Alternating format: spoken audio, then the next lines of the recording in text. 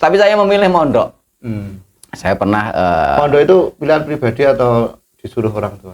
Pribadi. Oh, yes. Kurang tahu. Mungkin saya ini itu kan saya cerita banyak cerita. Misalnya kayak Banser ya, Banser Sidomulyo sini, Ranting sini. Berarti Ranting ya? Ranting. Bisa kemudian bisa bisa tampil di satu abad di Sidoarjo, luar biasa itu. Ini hanya prolog dan kenal dulu siapa beliau. Jadi orang Sidomulyo yang sekarang sudah di Surabaya, sering isi pengajian di sana dan masih muda nih. Muda. Casingnya muda.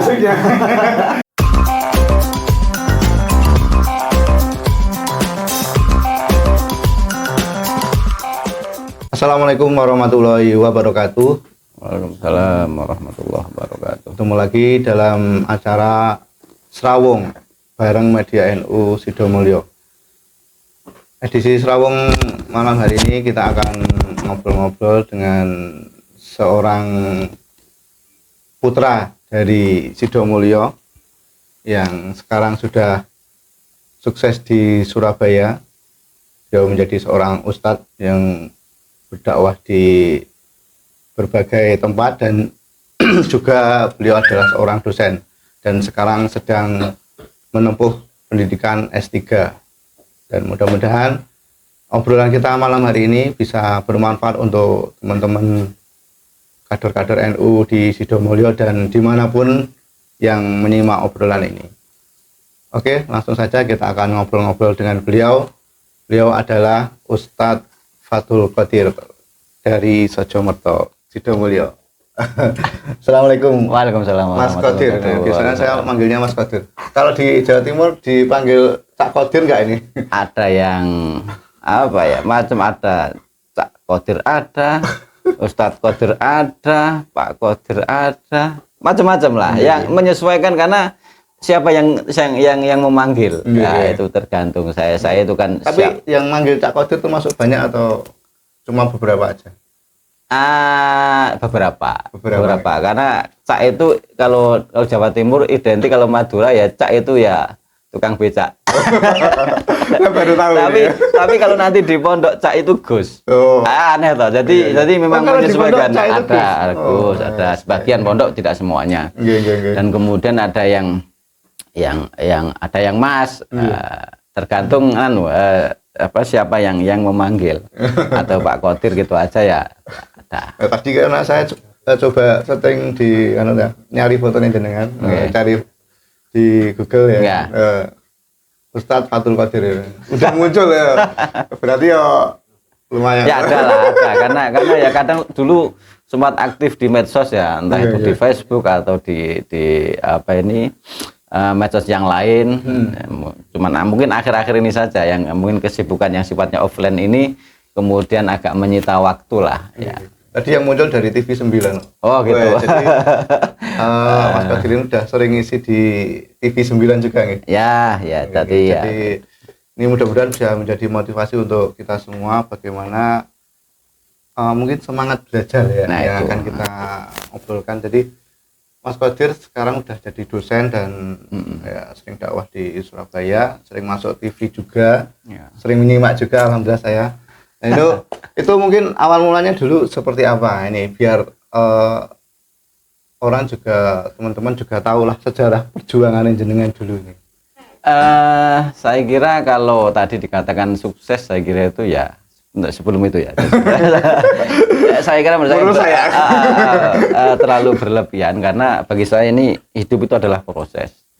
Proses itu menjadi dan menjadi. Selalu terus kita berbenah, karena akhirnya nanti ya bagaimana kemudian endingnya ya ketika kita sudah dipanggil Allah SWT. Itu ending saya. Jadi itu bagi saya adalah proses. Sehingga terus belajar, berkreasi, terus berkreasi dan berkreasi. Itu yang kemudian menjadi salah satu motivasi saya selalu terus mau belajar. Belajar ini kan bisa diartikan dalam konteks kemudian secara formal maupun informal ya, atau non formal bisa. Jadi kalau secara formal mungkin kita melalui proses pendidikan yang formal itu mulai dari sekolah SD, SMP, SMA, kemudian ke perguruan tinggi dan selanjutnya. Kebetulan kalau saya dulu Sekolah dasar di di sekolah dasar SDN Sidomulyo Adi Kromo ini, kemudian SMP di Sultan Agung. Nah, ini sangat Sultan Agung yang Ma'arif ya. Sudah brand mereknya sudah NU. Jadi secara genealogi memang sudah dari awal NU itu sudah ada dalam darah saya. Kemudian selanjutnya saya agak nih, dari sudah SMP kemudian saya ke STM Adipura Magelang ini. Ya mengalami lah masa-masa kemudian masa muda yang penuh dengan tantangan itu ya. Rasanya tantangan. Ya melatih adrenalin itu ya, proses itu ternyata juga ada manfaatnya. Iya. Memang butuh keberanian, adrenalin itu. Nah, ini salah satu ya, kemudian proses belajar ini sangat membentuk karakter seseorang dan dalam perjalanan sangat berpengaruh. Kemudian setelah dari ini yang agak kemudian dalam tanda kutip bisa dikatakan enak. Setelah STM saya itu tidak tertarik untuk kerja. Yang lain masuk di kerja ya, mencari perusahaan. Sebenarnya kan begitu. Karena saya jurusannya elektro dulu. Oh, elektro. Tapi saya memilih mondok. Saya pernah mondok itu pilihan pribadi atau disuruh orang tua? Pribadi, kurang tahu. Mungkin saya ini jadi dari STM kemudian pengen mondok, ya mondok kemudian saya milih dulu di Sarang, di Mbah Maimun Zubair. Cuman saya itu berangkat sendiri, ya, karena memang sebelum berangkat mondok saya ngaji di Kalongan juga, di Kiai Munim yang sekarang beliau menjadi Suriah MBC NU Salaman, kemudian di Kiai Mufid. Saya ngaji jurumiyah juga ya, selama 3 bulan selesai. Habis itu saya berangkat. Itu habis SMK? Ya pas STM itu setelah STM Adipura. Sekarang SMK ya STM. Nah setelah itu saya berangkat ke Sarang itu sendirian. Saya masih ingat itu. Saya pamit kemudian Kiai Mufid yang habis sendiri ke Semarang itu belum pernah. Tahun berapa itu? 95 ya. 95. Kemudian saya ke Rembang, cuman kerasan 3 tahun. 3 tahun tapi dikurangi tahunnya 3 hari. 3 hari? Iya, tapi saya masih merasakan airnya Sarang. Semoga dapat barokahnya Mbah Maimun dan Mas Sarang. 3 hari kemudian saya merasa saya sendiri karena di Magelang kan dingin. Sarang kan panas pada waktu itu. Sarang panas karena ya pantai dengan bibir pantai, tapi kemudian intinya saya kemudian kurang kerasan ya, kurang betah. Kemudian saya ke Lirboyo, karena di Lirboyo kebetulan kan misanan atau sepupu bahasa ya kalau sini ya sepupu itu ponakan ya, anak tua adik-adik putranya Bule Pak Le itu kan di Lirboyo. Kemudian saya ke Lirboyo, alhamdulillah kerasan. Tapi sayang pada waktu itu saya pamit Swargi almarhum Kiai Maksum ya. Kemudian beliau sebelum beliau kapundhut itu 1 minggu saya pamit. Kemudian saya ke Lirboyo itu, beliau ternyata sudah di Lirboyo. Beliau bilang gini, aku wis ngira awak gak kerasan.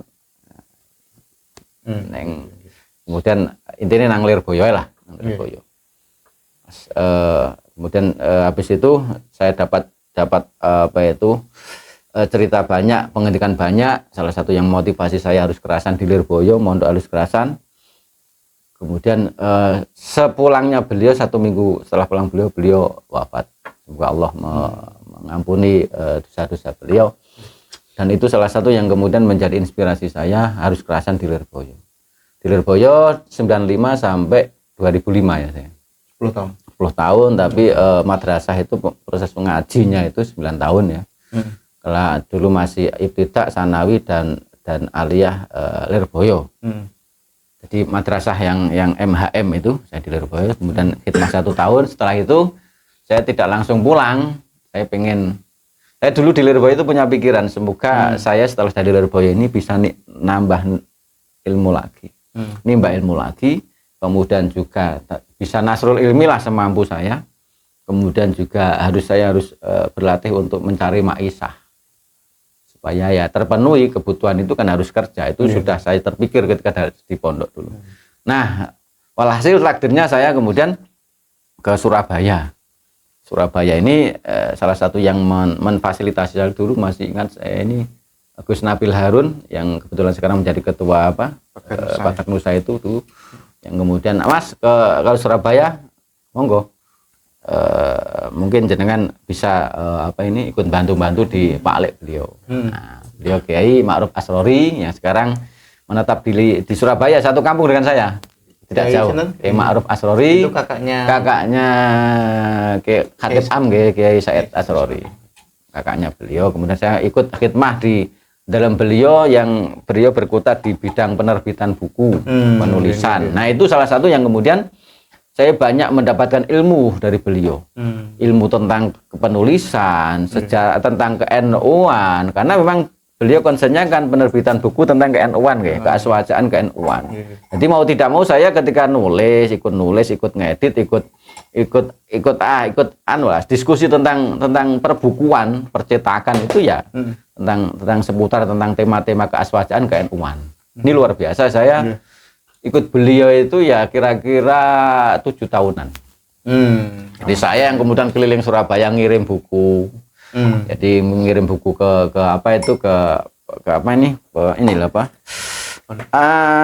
yang jasa pengiriman itu. Atau di toko-toko buku di Surabaya, di Ampel, kemudian ngirim di berbagai belahan daerah di Surabaya dan di Indonesia ini kan melalui ini ya, paket-paket itu dulu saya yang ngirim.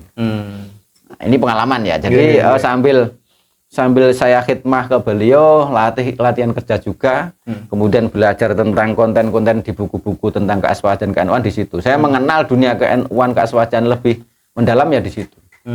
Kemudian saya kebetulan juga diminta membantu lah khidmah di pondok pesantrennya Profesor Dr. Kiai Haji Ali Maskan Musa, guru besar UIN Sunan Ampel. Itu saat kerja di buku itu sudah kuliah.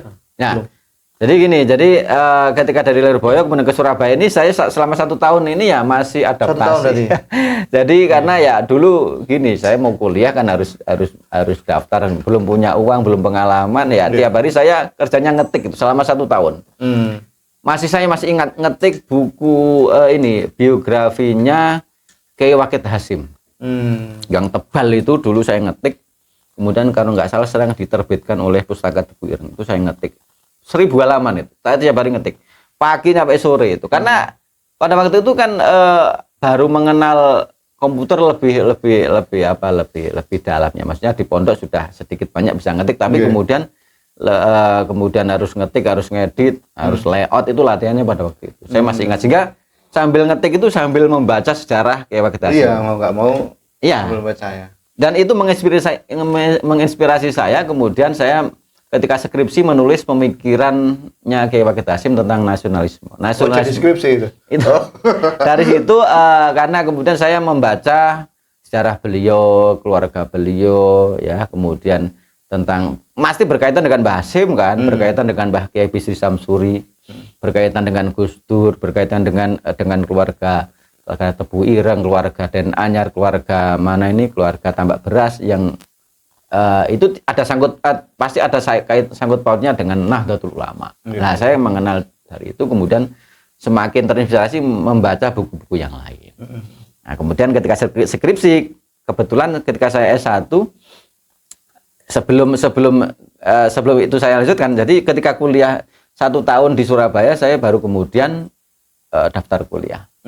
Nah, daftar kuliah ini saya ketika malam itu khidmah jadi khotim di Kiai Ali Maskan Musa, yang pada waktu itu beliau masih menjadi ketua PWNU Jawa Timur.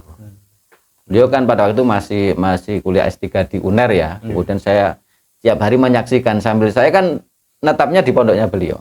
Ya, intinya ngopeni santri-santri yang mayoritas adalah mahasiswa. Terus saya yang tidur di situ. Kemudian selama hampir 7 tahun juga sama dengan khidmahnya di Kiai Ma'ruf. Karena kalau siang saya khidmah di Kiai Ma'ruf, kalau malam saya di Kiai Ali Maskan. Jadi dua. Jadi kalau malam itu ya saya bantu-bantu ngaji lah. Kemudian terinspirasi dari dua sosok bagi saya adalah sosok inspiratif ya. Beliau Kiai Ma'ruf pekerja keras dan kemudian juga khidmah di NU luar biasa, pada waktu itu ketua LTN ya di PWN Jawa Timur, kemudian Kiai Ali Maskan menjadi ketua PWN Jawa Timur. Dan di sela-sela kesibukan beliau Kiai Maskan ini kan juga selain ngaji di pondok di dalam, di pondok dengan kemudian di NU dan masih kuliah S3. Ini saya tiap hari lihat itu. Sesibuk itu masih kemudian masih mau belajar. Nah, salah satu yang kemudian menjadi pelecut saya ingin untuk tambah belajar. Kemudian saya harus kuliah ya, situ salah satunya. Padahal pada waktu itu saya sudah umur 33 tahun. 28.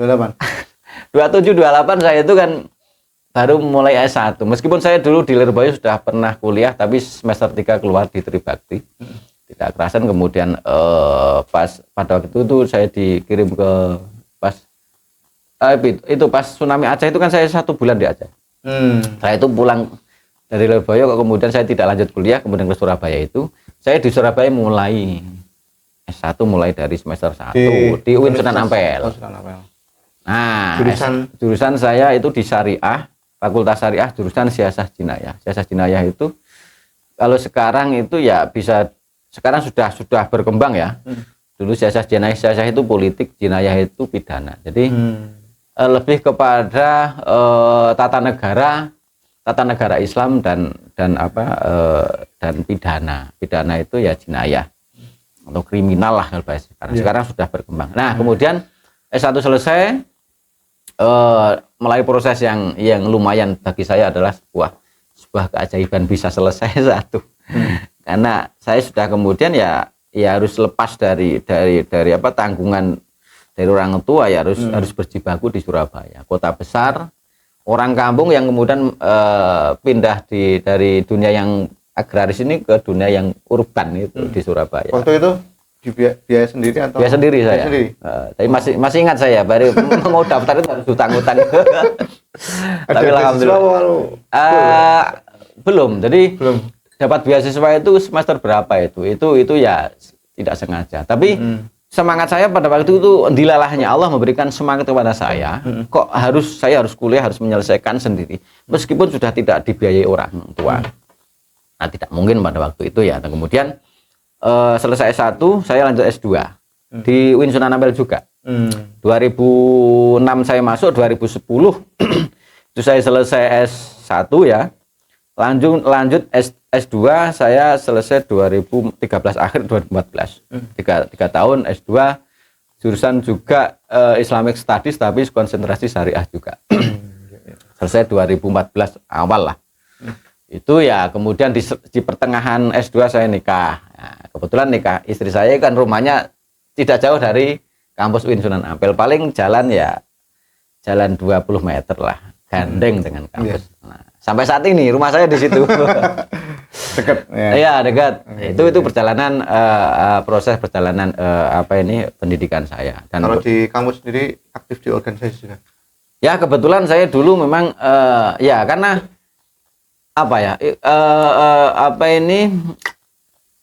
istilahnya inspirasi atau kemudian bisa dikatakan aktivitas organisasi sudah terbentuk di Lirboyo. Lirboyo itu kan dinamika berorganisasi begitu kan ya, begitu variatif, maksudnya mulai dari pengurus kamar, ada pengurus komplek, kemudian ada jamiah itu organisasi yang kemudian membawai per daerah, kemudian ada wilayah, ada nanti pusat. Dulu ada Magelang, kemudian Magelang kumpul dengan Semarang, dengan Rembang, dengan Kebumen jadi satu.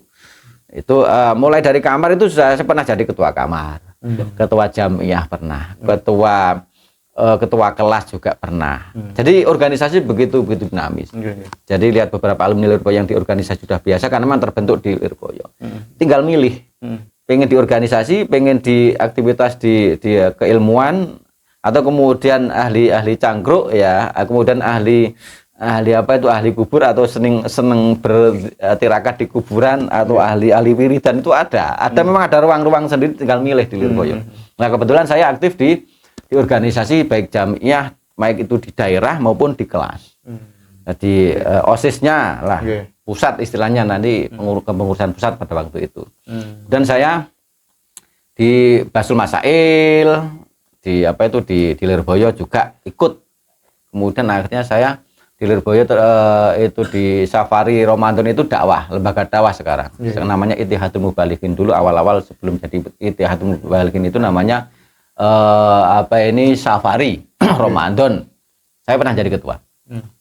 Karakter berorganisasi itu terbentuk dari Lirboyo, kemudian ketika di dunia akademik ya, kemudian di mahasiswa, kemudian saya juga ingin ikut juga di pergerakan saya di PMII kebetulan, di UIN Sunan Ampel, di PMII, dan juga di beberapa organisasi ekstra di kampus pada waktu itu saya ikut, sehingga sampai kemudian ketika S1 selesai, ya mau tidak mau Lirboyo itu kan para masyaykhnya selalu bagaimana memberikan motivasi ya, semangat bagaimana santri Lirboyo harus khidmah di NU semampunya.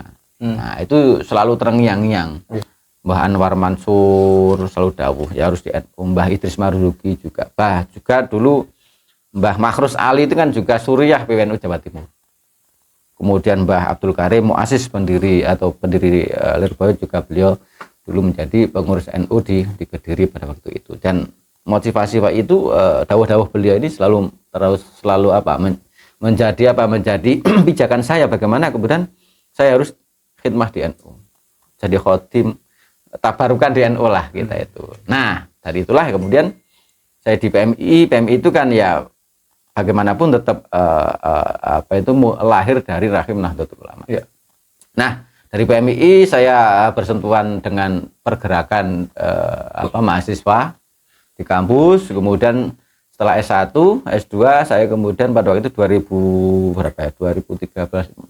sampai 15-an itu awal-awal saya masuk ikut bantu-bantu di PWNU di Aswaja Center. Nah, dulu pada waktu itu pokoknya bagaimana saya kemudian ikut bantu-bantu khidmah lah. Ya, entah apapun pada waktu itu saya jalani. Jadi tukang nganter surat, undangan, saya siap. Kalau Aswaja Center itu sendiri apa sebenarnya? Ya, Aswaja Center ini ya salah satu organisasi yang kemudian menjadi istilahnya bahasanya apa ya?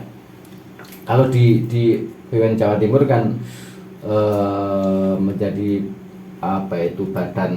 badan khusus lah, yang kemudian pada waktu itu memang tantangan NU pada waktu itu kan ketika sering bersinggungan dengan kelompok-kelompok yang sering menyerang NU itu kan butuh pasukan tersendiri lah.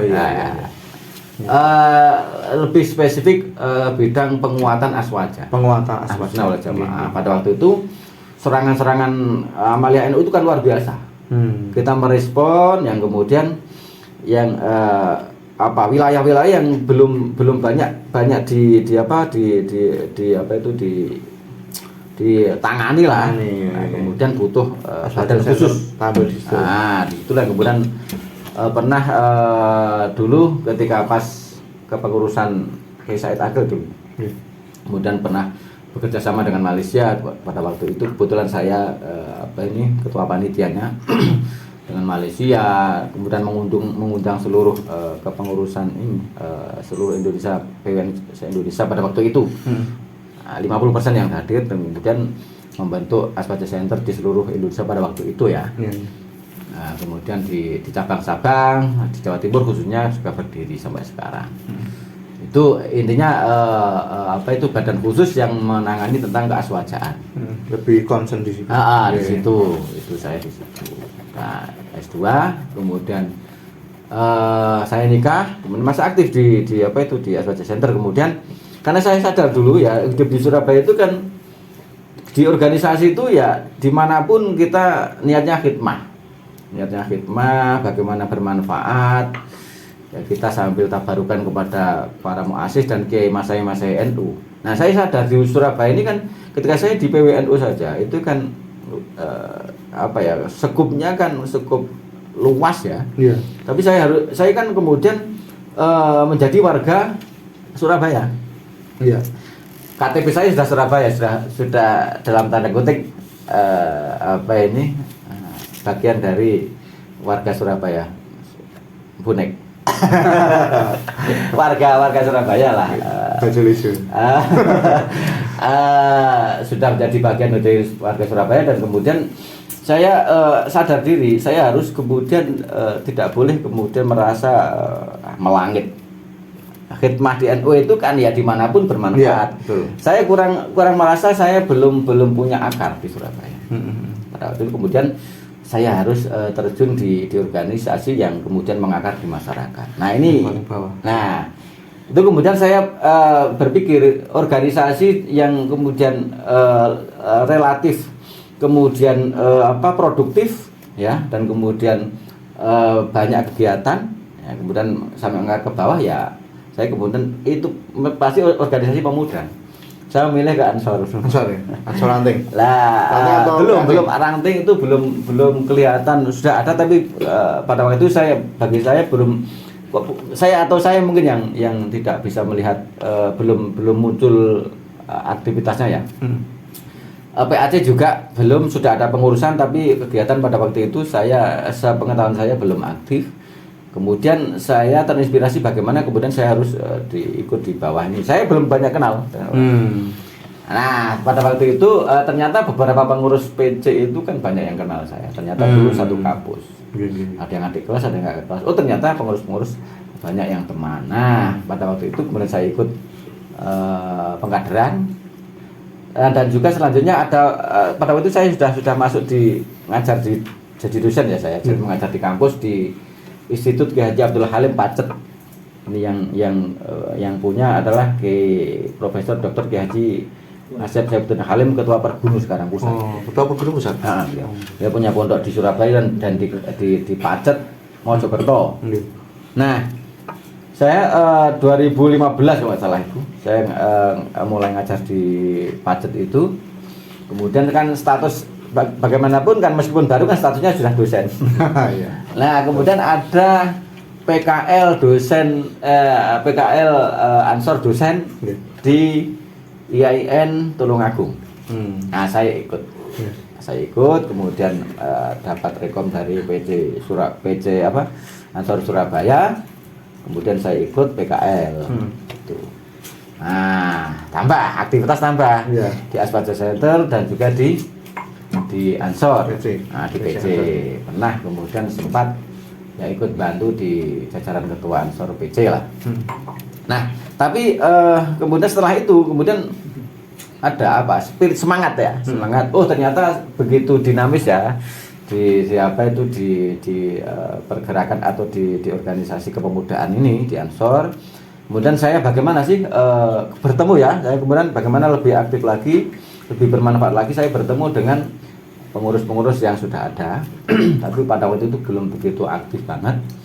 Nah, saya kemudian ketemu dengan ketua dan satu penasihat. Ya, ini yang kemudian menjadi cikal bakal tokoh-tokoh yang menghidupkan Ansor lagi di Wonocolo ya, PAC Wonocolo Surabaya. Ya, alhamdulillah sekarang sudah aktif, NU-nya sudah, MBC sudah lumayan. Kemudian ada Lazisnu sudah lumayan, bisa diklik ya. Lazisnu Wonocolo. MBC Wonocolo luar biasa. Kemudian pada waktu ini NU belum begitu aktif banget. Saya di Ansor. Nah, kebetulan rumah saya itu kan depannya ini kan kadang ada satu pemuda yang sering saya lewat ya, kemudian kadang saya ajak ngopi karena bagaimana di Surabaya ini kan pemuda-pemudanya tidak kayak di sini ya, beda ya. Gimana? Ya, di Surabaya seperti itu pemuda itu. Penuh dengan tantangan dan penuh dengan dengan kehidupan kota besar Surabaya. Iya. Nah, itu kemudian saya bagaimana kemudian bisa dekat dengan pemuda-pemuda Surabaya. Ya, medianya apa ya, nongkrong, ngopi, warkop. Saya kadang ajak ngopi teman-teman, satu ajak ngopi, kemudian setelah kenal akrab, saya kemudian ajak sowan. Ke pondok-pondok kiai. Saya ke sowan ke Lirboyo 1. Yang sekarang ini menjadi Satkorionya Ansor Wonocolo sampai saat ini. Itu pertama ya. Luar biasa. Jadi kemudian teman-teman sahabat ini kemudian mengajak teman-teman yang lain. masuk ke Banser. Semakin aktif, Ansor aktif, Banser sekarang sudah banyak. Ya, ini juga kemudian dengan teman-teman yang lain awal-awal itu kemudian bagaimana menghidupkan Ansor, pemuda-pemuda dan masyarakat secara umum bagaimana kemudian mengenal NU, lebih aktif ke NU, diajak ke NU. Sekarang alhamdulillah semakin berkembang, semakin dinamis ya. Kemudian ditopang dengan kepengurusan yang lain sekarang semakin aktif. Nah, saya di PAC dulu, kemudian di PC. Sekarang saya kebetulan juga ikut khidmah di MBC NU Wonocolo Surabaya. Kebetulan di lembaga dakwah saya lebih aktif kegiatan-kegiatan juga yang lain. Kadang di Basuma saya juga aktif di musyawarah kitab itu ya ikutlah. Mungkin hal-hal apa yang mungkin bisa diambil pelajaran dari sana Mas, dari daerah Surabaya yang mungkin di sini belum ada gitu, atau mungkin di sana tuh seperti apa kegiatannya biar bisa diadopsi di sini, mungkin dari Lazisno atau dari NU-nya. Pengetahuan saya kira kalau sekarang itu informasi kan relatif terbuka ya. Bisa diakses. Saya kira tiap daerah punya karakteristik masyarakat sendiri. Sehingga di Surabaya yang kemudian masyarakat urban ini kan karakternya beda dengan masyarakat yang dalam tanda kutip di desa, beda karakternya. Jadi kalau karakter desa itu kan lebih cenderung relatif untuk berkumpul itu enak. Tapi di kota lebih dinamis. Karena apa? Karena masyarakat kota itu kan masyarakat yang istilahnya kompetisinya begitu ketat. Secara personal maupun secara organisasi. Nah, sehingga baik secara internal atau kemudian kompetisi dengan eksternal. Misalnya contoh di Magelang. Magelang ini kan relatif menurut saya kondusif ya. Dan ketika kemudian ada tokoh yang kemudian aktif, kreatif, bisa semuanya dia cepat. Tapi kalau kota besar agak beda karakternya. Aktif butuh selalu konsisten dan istiqomah, sabar. Semuanya harus sabar. Mengajak 1-2 itu ya sangat dinamis. Nah, butuh kreativitas. Kreatif dan kesabaran terus mengajak. Setelah mengajak ini bagaimana kemudian selalu kompak dan kemudian kreatif memunculkan kreasi-kreasi baru dalam berdakwah lah, dalam konteks berdakwah. Nah,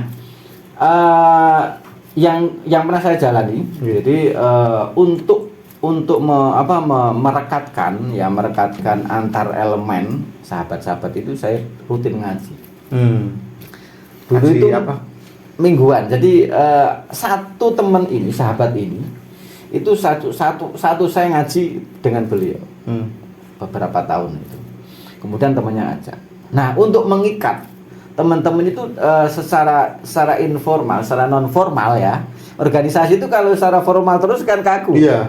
Kering kan begitu. Secara informal bagaimana saya punya pikiran kreatif.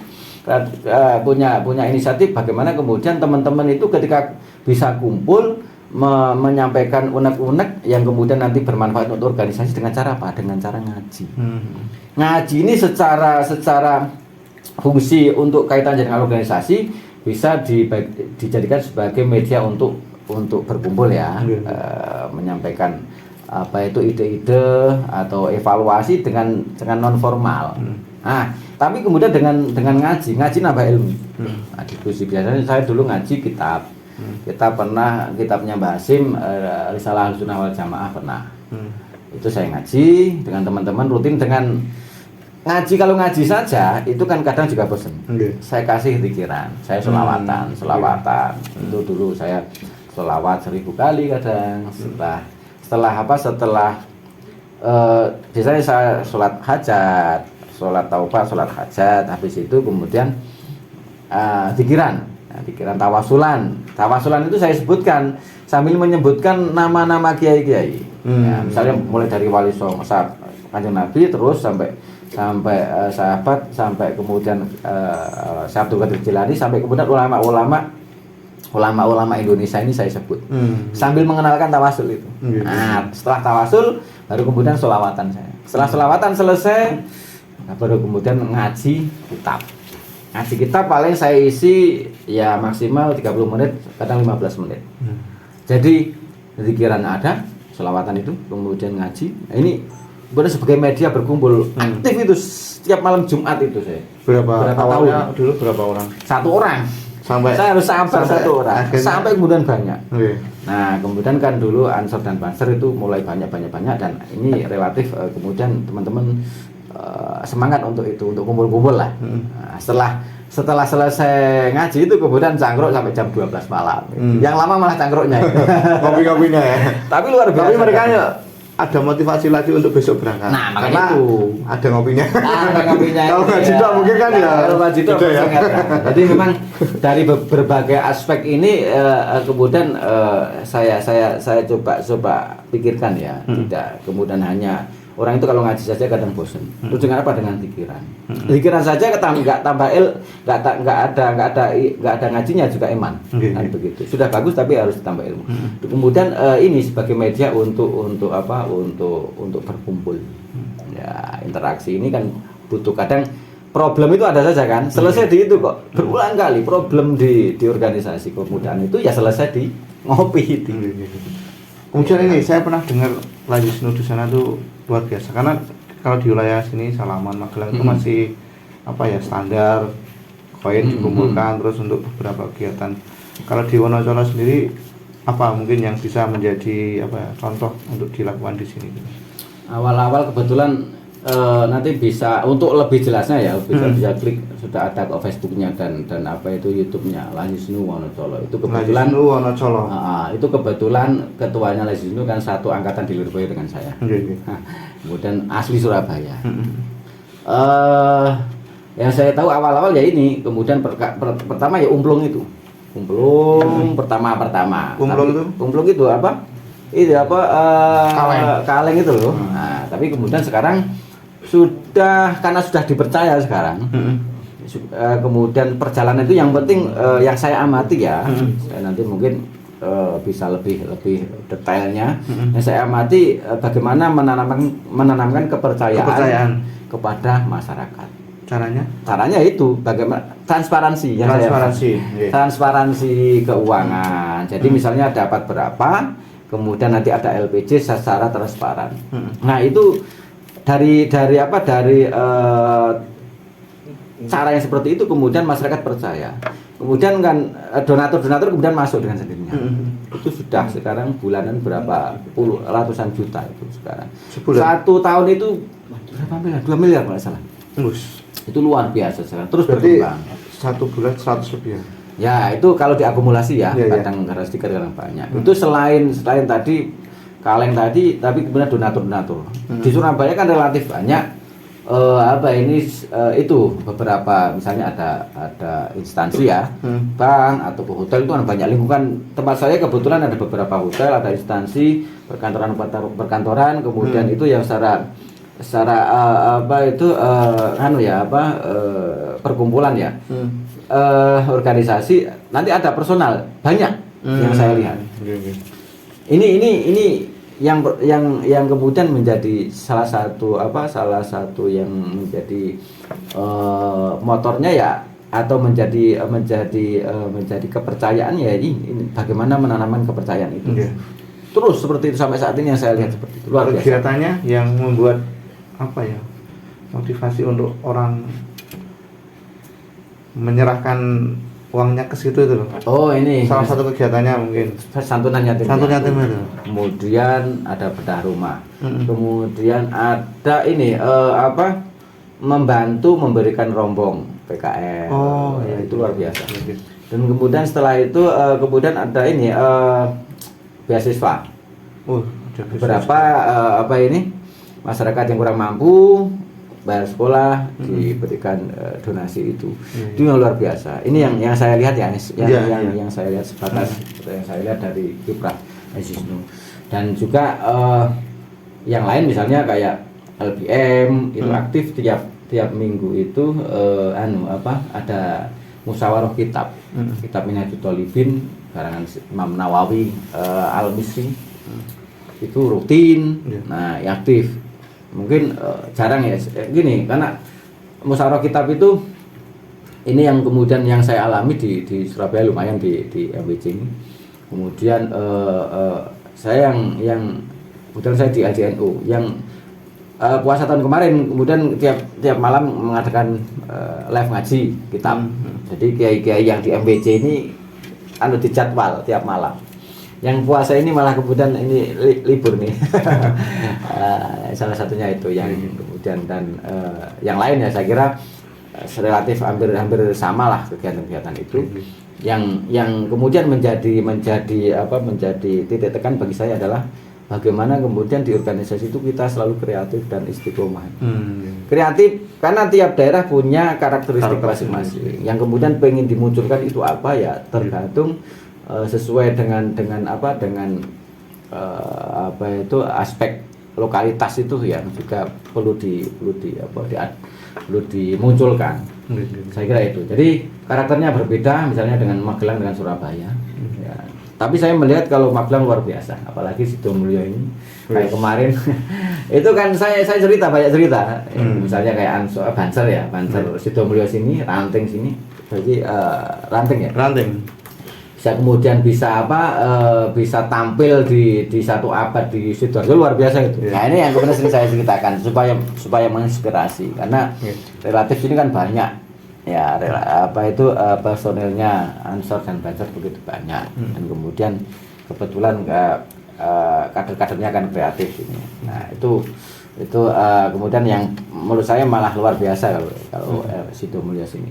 Cuman kemudian ini bisa sekarang kan sudah sering ngisi di TV 9 dan mungkin perusahaan-perusahaan ini sudah mulai kapan itu ngisi di itu? Kalau saya itu jadi mengalir ya. Iya. Jadi di kota itu kan relatif kemudian bagaimana kalau saya intinya bagaimana kemudian mau ngaji terus. Jadi saya kan aktif ngaji di rumah, kemudian di misalnya di kadang itu saya kira akan selalu berkembang. Saya kemudian misalnya di PWNU di Aswaja Center sering di TV 9. Kemudian di kota itu kan seperti itu. Jadi misalnya ada instansi ini kan kadang mengundang itu ya saya kira itulah yang kemudian aktivitas di selain saya ngajar itu ngaji di kadang saya kebetulan juga ada teman misalnya di perusahaan yang saya sekarang ngaji agak lumayan ya rutin itu sebulan sekali itu salah satunya kalau tidak salah di perusahaan showroom mobil itu rutin ada 3 kantor itu yang saya kadang sebulan sekali rutin, belum yang nanti di instansi-instansi yang lain. Kalau kayak misal pengajian itu saya khotbah itu saya kira sudah bisa biasa. Kalau di TV 9 sendiri itu dulu itu tiap seminggu sekali gantian, sekarang dijadwal sudah ada kader yang lain. Sudah kader yang lain. Ya, itu yang aktivitas di dakwah yang di media ya itu. Dan kemudian selain itu dengan kader-kader kampus ini dengan teman-teman PMII itu hampir PMI seluruh kampus-kampus di Surabaya hampir kita nyambung karena sering isi ya misalnya Mapaba, kemudian PKD itu sering karena ya kita kader PMI dan sekarang dianggap sudah tua ya. Sering diminta untuk isi saya kira ya itu rutin saya kira. Mungkin pelajaran apa yang diperoleh dari organisasi itu Mas? Mungkin hikmah dari berorganisasi di NU. Yang pertama adalah kalau motivasi di organisasi kalau saya itu ya hikmah. Kita belajar untuk berkhidmah kepada para masyayikh kan berkhidmah kepada agama intinya. Jadi bagaimana setelah kita punya sedikit punya ilmu itu mau menyampaikan. Nah, tapi melalui organisasi, kan organisasi ini lebih manfaatnya lebih besar. Di organisasi ini kan beda dengan dakwah secara personal. Ya. Di organisasi ini kan kemudian semuanya kan butuh ada proses mulai dari dari planning, ada organizing, ada evaluasi, ini terus berkembang dan kemudian programnya ini kan merambah ya. Jadi sesuai dengan segmen yang kita masuki di organisasi apa. Kebetulan kan saya di NUI ya, mau di MUI ya kebetulan diajak untuk di Komisi Fatwa MUI Jatim ya. Nah, ini kan di aspek itu, di aspek Komisi Fatwa di aspek hukum di MUI, kemudian di Aswaja Center ya, kemudian di Ansor PW Jatim, kemudian saya masih menjadi tertulis masih menjadi bagian dari di bidang pemikiran, kebetulan saya di Ansor Jawa Timur, dan itu lebih manfaatnya lebih luas sehingga gagasan-gagasan ketika ketika digodok di organisasi kan semuanya ikut memberikan aspirasi, memberikan masukan-masukan yang ini dampaknya akan lebih luas karena nanti yang melaksanakan organisasi. Manfaatnya lebih luas. Jadi intinya istilahnya manfaat di organisasi itu lebih luas ya. Kemudian bisa merambah di berbagai aspek ya. Itu di organisasi. Jadi kemudian di organisasi ini kan siapapun akan tersaring ya. Ya, tersaring tidak semau gue di organisasi. Ya kan? Semuanya ada SOP-nya, ada aturannya jelas. Organisasi kemudaan punya kebijakan sendiri. Organisasi kemahasiswaan. Kebetulan saya juga di organisasi di kemahasiswaan itu yang dosen asosiasi dosen pergerakan itu perkumpulan organisasi khusus dosen-dosen dari PMI. Dan saya di divisi Ahlussunnah wal Jamaah Aswaja. Sehingga hidupnya di organisasi. begitu istilahnya salah satu yang kemudian harus saya syukuri, Allah memberikan jalan saya kemudian ikut bisa khidmah melalui organisasi, dan bagi saya itu suatu yang kemudian istilahnya min fadli rabbil lah, keutamaan dari Allah, fadl dari Allah, sehingga saya menuangkan pemikiran itu melewati organisasi, dan saya yakin itu dampaknya akan lebih besar manfaatnya dibanding saya kemudian jalan sendiri. Oke, itu obrolan kita pada malam hari ini. Dan pernah nulis buku juga ya? Ya, kalau nulis buku saya kira dulu pernah itu ikut Hasanah Aswaja di Aswaja Center itu, sering jadikan satu buku rujukan tentang amalia Ahlussunnah wal Jamaah. Kebetulan itu ya buku yang saya buat buku pokok untuk ngajar tentang Aswaja Ahlussunnah wal Jamaah di kampus juga. Karena itu berisi tentang mafahim, pemahaman tentang Aswaja itu apa sih.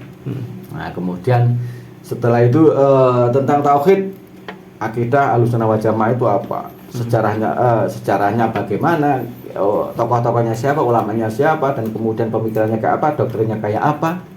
Kemudian genealogi sampai ulama sekarang bagaimana, di situ ada. Setelah itu kemudian tentang fikih Aswaja. Setelah fikih Aswaja, tasawuf Aswaja. Kemudian tentang firqah, aliran-aliran dalam Islam. Itu yang kemudian kita bisa memetakan aliran firqah dalam Islam mulai dari zaman pasca Kanjeng Nabi sampai saat ini tuh terwakili dalam buku itu. Kemudian tentang ke-NU-an, sejarah NU bagaimana. Komplit sekali berarti. Komplit sekali ya, itu salah satu yang kemudian judul bukunya namanya tentang Hasanah Aswaja. Hasanah Aswaja. Silakan dicari di Google ya, dan beli bukunya. Udah lama itu buku. Udah lama ya, tapi mungkin ada yang belum tahu ya. Saya kira sekarang sudah banyak ya produk-produk tentang keaswajaan, tapi Kalau nulis itu ya sekarang lebih banyak nulis tugas itu. Harus dosen. Oh ya, sekarang lanjutkan S3 ya? Ya, S3-nya jurusan sama saya di Islamic Studies atau di Rosa Islamiyah, tapi konsentrasi syariah karena memang konsentrasi ke hukum Islam. Jadi satu S2 sampai S3. Nah, itu ya sekarang masih proses nulis disertasi ini. Mau tidak mau ya harus butuh dorongan doa dari sahabat-sahabat ini supaya segera selesai. Ya, ini Sudah 3 tahun. Di tengah kesibukan beliau dakwah di sana sini. Kemarin Mas sempat ke Kalimantan. Oh, kemarin itu. Ada salah satu ya dengan teman-teman di apa itu di Jawa Timur itu diminta untuk ke Buntang itu aja untuk ngisi masjid-masjid di Buk Kaltim itu. Ya, mereka kan punya rutinan tiap tahun mengundang ustadz-ustadz dari luar sana, ada yang dari Jakarta dan dari Jogja kemarin barengan, dari Makassar, dari Surabaya. Kebetulan saya diminta ikut ini 4 hari awal-awal puasa itu. Ya, itulah ya itu barokahnya di organisasi. Kemudian bisa kemana-mana, kenal dengan orang banyak, kenal dengan orang-orang tokoh-tokoh di berbagai daerah. Itu salah satu barokahnya berorganisasi. Jadi organisasi itu kan satu, kemudian melatih kita untuk untuk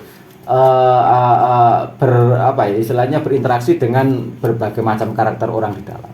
Kemudian setelah itu kemudian melatih kita untuk bekerja secara sistematis. Harus terplanning, ada evaluasi kan pasti itu.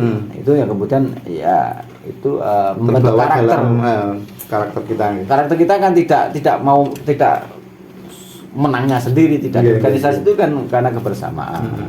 Dengan tujuan yang jelas. Itu melatih kita untuk untuk memplanning segala apapun ya. Kemudian tujuannya apa jelas, bagaimana caranya, kemudian ditata mulai dari awal, kemudian ada evaluasi, kemudian ada ada pengembangan itu ya di organisasi. Malah karakternya juga kita kemudian terbawa. Tidak banyak sekali manfaat berorganisasi. Iya, saya kira itu. Ya, itulah obrolan kita dengan Cak Qadir, Mas Qadir. Ini adalah prolog ya. Ini mudah-mudahan besok beliau mau ngisi kultum di media NU Sidomulyo. Ini YouTube kita baru mulai ini. Jadi era sekarang kan mau tidak mau sekarang harus memanfaatkan itu, karena ya mau tidak mau, karena sekarang ya dunia itu sudah, dunia maya itu ya separuh dari dunia kita. Mau tidak mau ya. Iya, jadi ini juga membantu teman-teman anak muda yang mungkin belum sempat ngaji ya, nanti bisa ngaji dengan Mas Qadir dan juga kiai yang lain. Nah, ini nanti bisa lewat NU Media Channel Sidomulyo nggih. Nanti bersedia nggih? Siap. Nah, ini hanya prolog dan kenal dulu siapa beliau. Jadi orang Sidomulyo yang sekarang sudah di Surabaya, sering isi pengajian di sana dan masih muda nih. Casingnya muda. Dan ini biar nanti ketika ngaji udah tahu background beliau. Nah, cukup sekian dulu obrolan kita malam hari ini, Mas Qadir. Ya. Sebelum kita tutup, minta pesan-pesan buat teman-teman. Monggo. Saya kira yang penting bagaimana kemudian kita mau selalu mengupgrade diri, menambah ilmu, menambah pengalaman, itu intinya. Jadi kita tidak puas atas apa yang kita capai saat ini, karena hidup itu ya proses menjadi. Jadi harus selalu berubah menjadi lebih baik. Dengan cara apa? Satu menurut saya adalah dengan cara kita belajar, mencari ilmu, dan kemudian kita mau mempraktekkan dan terus mencari ilmu dan mencari pengalaman, baik secara formal maupun informal atau non formal, supaya kita selalu berkualitas, akhirnya kita menjadi orang yang bermanfaat kepada orang lain. Itu saja. Terima kasih, tepuk tangan. Jadi komplit lah pokoknya Mas Qadir, komplit. Jadi mondok itu 10 tahun, terus sekarang kuliah sampai S3, berarti hampir 10 tahun juga ya. Tuh, belajarnya itu nggak tanggung-tanggung ya. Jadi tapi merasa masih bodoh terus. Itu yang 20 tahun aja masih merasa bodoh, apalagi saya ya yang baru belajar 9 tahun ya, wajib belajar aja ya. Oke, kita nanti akan ke depan insya Allah akan ngaji lebih banyak pada beliau karena ilmunya luar biasa. Silakan ditunggu, mudah-mudahan bisa terrealisasi ya. Kita mohon doanya buat dari teman-teman. Oke, sekian dulu obrolan kita kali ini, mudah-mudahan bermanfaat untuk kita semua. Sampai ketemu lagi di obrolan kita di Serawung edisi berikutnya. Wassalamualaikum warahmatullahi wabarakatuh. Waalaikumsalam warahmatullahi wabarakatuh. Sami-sami. Ada.